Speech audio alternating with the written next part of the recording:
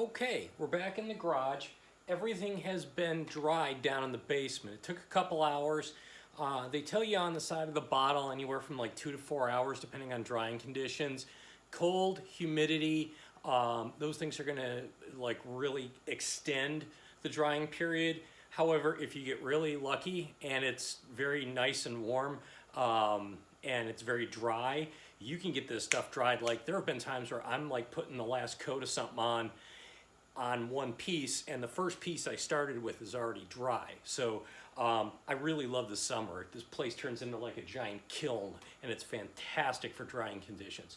So what we're gonna do is we're gonna look at how to go about dealing with between the first coat and the second coat. A couple of things you're gonna need. One is a pad like this. You asked before about 000 steel wool. That'll work too.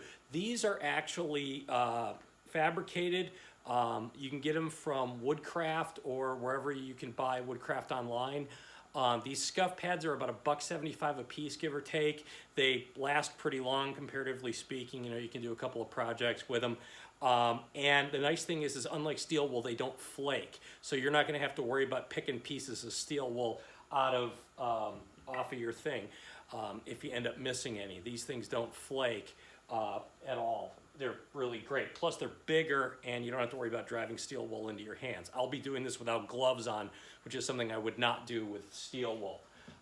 Again, cotton rag. In this case, what I've done with this one is I soaked it in water and then I wrung it out. I just cranked the hell out of it. So I mean, like literally there's no more water coming out of it, but the whole thing is wet.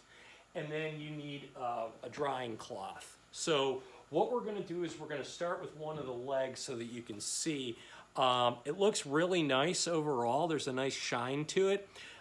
If yours don't look like this, or if your thing doesn't look like this, don't worry. Usually the first coat goes on, it settles in a little weird. You'll notice some very dry looking spots, and you'll also notice some spots that look really nice and shiny.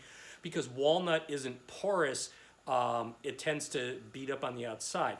Now you can already see kind of down here maybe, yeah, like right there, there's a drip that I got to get rid of. But overall what we're trying to do is we're just trying to rough up this thing. So don't beat the hell out of it with your cloth here, but you know, you want to kind of go over it a little bit, knock the shine off it.